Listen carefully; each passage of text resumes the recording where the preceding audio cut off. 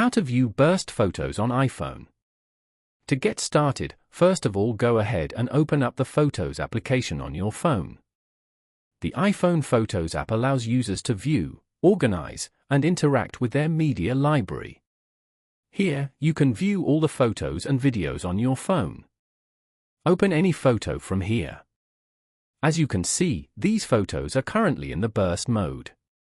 Burst mode uses multiple rapid photos to capture action shots, like a subject jumping or moving, increasing the chance of getting a perfect photo. Go to the top left corner and tap on the burst option.